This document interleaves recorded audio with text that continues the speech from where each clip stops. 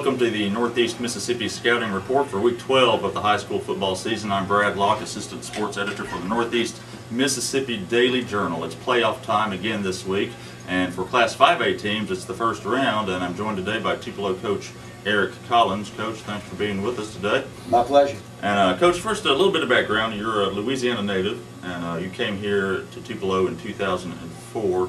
Give us a little bit of your coaching history before you came here. Well, I started out my coaching career at a small private school, First Assembly Academy, and stayed there 6 years as an assistant. Had a great opportunity to coach with a great football coach, a guy named Henry Rando, which really, I consider him my mentor. And First Assembly was a private school, and it closed its doors in '86. And when it did, I went to Baton Rouge, and I coached at a place called Trafton Academy. And then went to Christian Life, and then my first head coaching opportunity came back in the New Orleans area at Chalmette High School at a place called Archbishop Hannon, which I spent 6 years there. And from Archbishop Hannon, I spent 1 year in 5A Catholic League Jesuit. Then I went back to St. Bernard Parish and coached at Chalmette, and from Chalmette I wound up at Tupelo. Okay, so I've been around a little bit. Been around, yeah. But Coach Collins, again in his fourth year, came here in '04 with a little help from your sister, I believe, who lives up here and helped you find out about this job. She did. Some kind of way, my sister was lonely up here. She didn't have any family. And she got to meddling in affairs that she shouldn't have. But she just happened to, she knew that the Tupelo job was open. She never even talked to me about it. Yeah. She passed the resume on to Mr. Curley. Yeah. And then she started talking to me about it, and we got together, and I really wasn't interested. I mean, we were coming off a 12-2 year, a great year, and we had a whole lot of guys coming back, and we had gotten the Chalmette program turned around. We had won like 4 out of the last 5 district championships, and we had rolling, and really wasn't interested. But I wanted to visit my sister, and I said, let's talk. We'll come up and talk.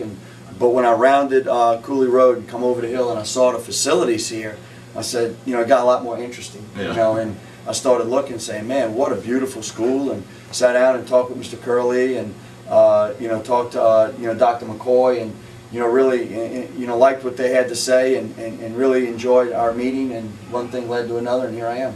And that first year went to the playoffs, made it to the second round, surprised some folks, and eventually lost to Clinton, and now it's Clinton again, a team you've played at least once a year, every year. I think you're now 1-3 against the Arrows since you got here, including 0-2 in the playoffs. So Tupelo has to go down to Clinton this weekend. Coach, tell me a little bit about that. Y'all getting kind of familiar with each other.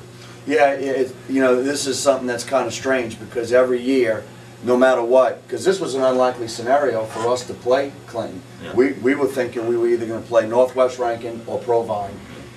Or Madison Central. But Clinton, when I talked to Scott Brown, he said, it would take a miracle for us to play this year. But it just seems like it's divine providence that we need to play Clinton. And you're right, Brad.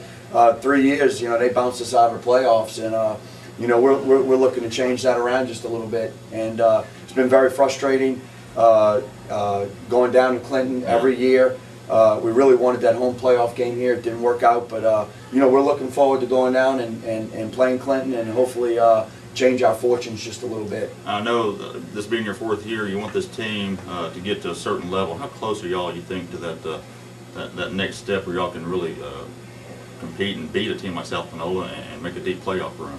Well, I really believe that. I just think we're just so close, and maybe it's some intangible things at this point, because certainly we went in this year to the South Panola game feeling like we could beat them, and it didn't work out. And not only did it didn't work out, but we didn't feel like we played very well in the game. Came back home, and again after the game we said, if we'd have did some things a little bit better, we might could have won the game, and it didn't work out. And then playing Olive Branch again, who in my opinion is that's the other guys, because we haven't beaten them, and they've been ranked in the nation again, and and we felt like those were the 2 teams that we measured ourselves against. And certainly we've made some tremendous strides in our program. We never in the past even competed with Olive Branch and South Panola. We just it was one of those games, 35-10. And they're playing their 2nd and 3rd string at the 4th quarter, but we made a battle out of both games. I mean, I think both teams played real well Friday, and we really had chances to win. We just didn't get the job done, and of course that sent us to Clinton. But I'm real proud of our program, Brad. In 3 years, we've really turned a lot of attitudes around. We've really come to be a competitor in our league. I think when teams prepare for us, I think they got to take us seriously. We've beaten Starkville now 2 years in a row, and I don't know when the last time that's been done around here. And had our chances against Olive Branch, and so I feel like we're real close as a program, and hopefully we can continue the progress. Well, if y'all can win this week, then you'll probably get South Panola the next week. But of course, you don't want to look ahead. If you could kind of give me maybe 3 keys to the game this week, 3 areas you're looking at going to be especially crucial for y'all. Well, and I'll be honest with you. Every week we go into a game and we say, guys, from a defensive perspective, it's going to take this, and this, or offensive perspective, it's going to take this, and this.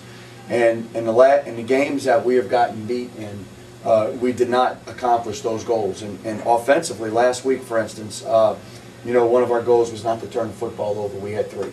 Another one was to cut out, just unforced penalties, and we jumped off sides about 6 times.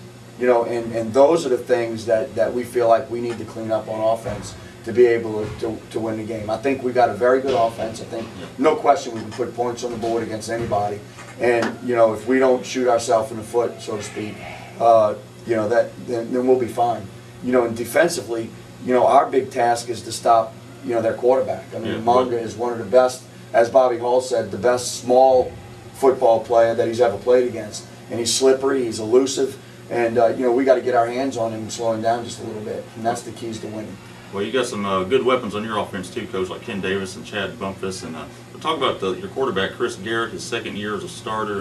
And what do you expect from him this week? This is obviously a big game for him as well as for the team. Well, Chris has to step his game up this week. We came out of the block and played really, really well early in the game. And I'm talking about our quarterbacks. Really played well early. And after the South Panola game, I felt like our receivers and our quarterbacks kind of lost confidence in themselves and in each other, and frankly, we've been struggling to get that back just a little bit, and for us to beat Clinton, our quarterbacks and receivers, they got to be on their A game. I mean, we can't miss wide open receivers. We got to run the right routes. We got to catch the ball and make the big play when the big play is affordable. And if we do those kind of things, we're going to be fine. All right, well, Coach, thanks again for joining us once again. Tupelo.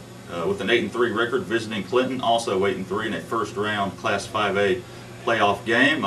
Be sure to check out the Daily Journal this weekend for all your high school football coverage, and also Friday night, the Northeast Mississippi Rewind right here.